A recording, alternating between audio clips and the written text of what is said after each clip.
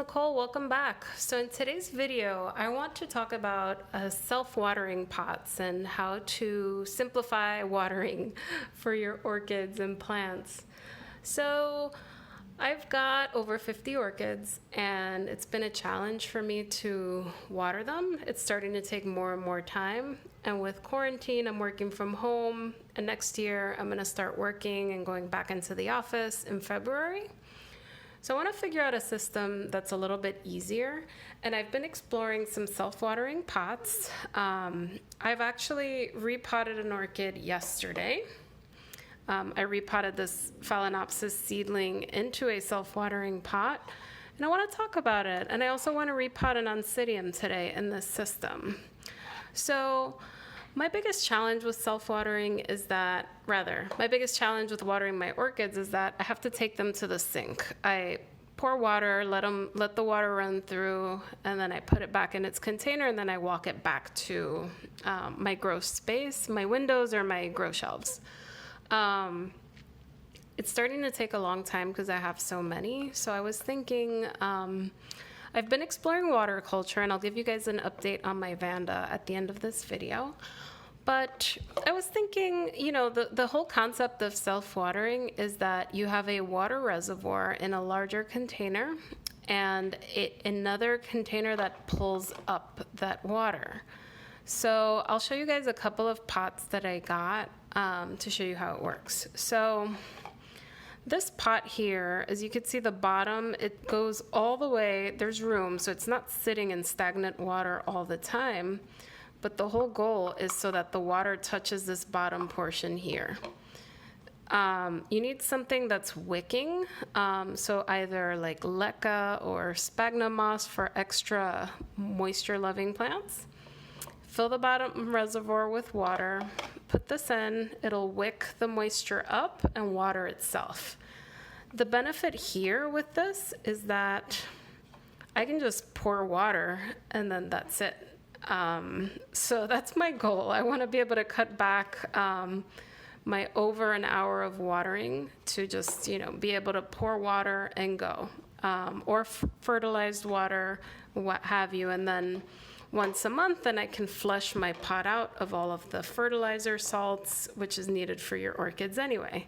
So what I did was, this is a small pot. It's like a 4-inch square self-watering pot. So this is a phalaenopsis seedling I got last week, and what I did was I potted it. It's got a top layer of bark and some other materials because I have a lot of algae. I got that tip from Danny, Miss Orchid Girl, it's a good tip. But I've got sphagnum moss and a little bit of bark in it for aeration, but it's like maybe 70% sphagnum moss. So what I did was, and I'll walk you through this at the end with my oncidium, I've taken you could see sort of where the water is. The water sits here. The sphagnum moss sits in this reservoir, and then it just pulls all of the moisture up. So this is great for moisture-loving orchids, seedlings that need more water, and then, you know, when this water reservoir goes low, I can just pour over the top or just lift it up and then just fill the reservoir at the bottom. So this is why I'm wanting to try this out. I have a lot of oncidiums that like moisture. I also have cattleyas that don't like to sit in water, but I hear that LECA is a good alternative. So I'm going to give that a whirl. So let me show you how some of the other pots work. So that one is very straightforward. The sphagnum moss or LECA or whatever moisture wicking material you've got will pull the moisture from the bottom and then disperse it across the pot. Now, you don't want to use just bark because bark is not moisture wicking and it'll just sit at the bottom. So you need something like LECA or sphagnum moss that'll disperse the moisture. So this is a small one. This is a different one. This one's a little bit bigger. So this is a 6-inch pot, so it has a much larger water reservoir. And this one's a little different in that it has a big lip. that it rests over the water reservoir. And then there is a water wick, so rather a wick, some sort of wicking material that pulls the moisture up. Same sort of scenario here. You need some moisture wicking material like LECA or sphagnum moss, and it'll water your whole plant. And this is good for phalaenopsis, oncidiums, and moisture-loving orchids. Or if you're careful with the medium, like LECA, that's not going to uphold so much water, then that will work too for dendrobiums and other types. I've got another pot over here. So this one has a water gauge. I don't have it filled up here, but it's sort of like the same situation as the first pot where you have a water, you have a little knob for water that pulls it in, and there's like little holes here. Pulls it up. It's got drainage holes in the bottom, but you need your material, your wicking material that'll pull everything up. And then this one's different in that it has a water gauge. So you fill up your water reservoir, and this will tell you if your water reservoir is full or if it needs to be filled, and you could even pour it here. You could pour it over the sides of the orchid or here, and this one just gives you a little bit more of a visual. So with that said, I have this oncidium that I'd like to repot into my smaller container, given that it's been bare root for almost a week now. So let's start. So to begin, what we're gonna do is we're gonna soak this orchid, and we're gonna take the little, it still has the plug in it. So I'm gonna soak this and then remove this plug, and I'll be right back. All right, so we have taken the plug off. The roots look really healthy. I've cleaned this out, and we're ready to get started. So what I did was I took some sphagnum moss, about 80% sphagnum moss, and mixed it with some bark here. And I mix it with bark just to get a little bit of aeration. So because this is gonna be continuously moist, I think it's a good idea to just add some pieces so that the roots get some air. So we'll get started. So I've got, this is a small pot, it'll probably last me for the year, but we'll start with adding a little bit of the media in the bottom. So we're gonna start with right here, just adding it in the bottom, and remember this is a very moisture wicking material, so once the water hits it, it'll spread and then go to the entire pot. So I'm making sure I put, I'm not packing it in super tight, but just making sure that there's this moisture wicking material there. And then, you know, if you have bark, it's never gonna spread. So you wanna make sure that you have sphagnum moss sort of everywhere. So I'm gonna start with a layer here. And it is mixed with bark, but there'll be contact with sphagnum moss everywhere. So there we go. So that's the first layer. We're gonna take our orchid and we're gonna put it in. And this one is the Oncidium Heaven Sent Sweet Baby, which I already have in bloom. And I mentioned this in another video, but this was a mistake by the seller. I sent them a list of orchids that I wanted. I wanted all oncidiums. They sent me cattleyas and a bunch of different types. I shared the ones I had, and I think they mixed up my order, but it's all good. This orchid smells really good, and I'm looking forward to seeing how it does in this grow method. Cool, so we're just filling it in around the roots, not packing it down super tight so it's fluffy, and it just so that the roots get some air. What we can do is we could stake this up as well if it doesn't really stay up on its own. So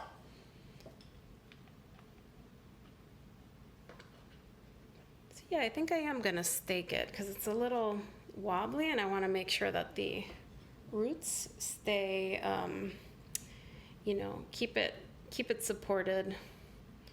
So it's okay. It's a little, whenever you repot an orchid, you know, the roots take some time to grow into the medium, and then eventually they establish. But yeah, I think this is good for now. And then what I'm gonna do, because I have a huge problem with algae, is I'm going to top this off with a layer of bark. So there we have it. I filled it up with bark. Rather, I topped it off with bark, and we've got our oncidium in a self-watering container. So this should probably last a year. These Sherry Baby type orchids grow roots pretty vigorously, so it'll probably take over and be root bound in this small container within the year, but it should be enough. I've given it a water and filled up the water reservoir as well, and we are good to go. So I'm looking forward to continuing to explore this grow method. So I've got my little baby phalaenopsis here, which will take some time to establish and get bigger. And then we've got my oncidium here. And then as I repot some of my larger oncidiums, I'm gonna put them in these larger containers that are self-watering. That way I don't have to worry too much about keeping them topped off and watered all the time. And then I could just, you know, put a little water here, be done for the day, and then once a month I could flush them out. The way that I intend on watering these is when I water, I will have like a nutrient solution, so I will put their fertilizer in the water when I water with a watering can, and I usually do MSU fertilizer, and I add some Super Thrive, which helps a lot with the roots. But yeah, this is my new self-watering setup, and I look forward to moving my orchids as I repot them into this kind of setup. I do have this cattleya here that is a seedling, but the roots are, I need to be careful because they don't like consistent moisture like these orchids do. So I'm going to experiment with a self-watering setup with LECA. In this case, we're using sphagnum moss mixed with a tiny bit of bark for aeration, topped off with bark to prevent algae. And then once I get my LECA, which is in the mail, I'm gonna try this setup with my cattleyas because I know that they do like the semi-hydro setup. So we'll see how that goes. And then finally, I'm going to continue to experiment with my self-watering setup. So this vanda is doing well. I've given it just a tiny bit of water in the bottom in this cup, about 1 centimeter to 2 centimeters per day. I have it near a fan so it dries out by the end of the day.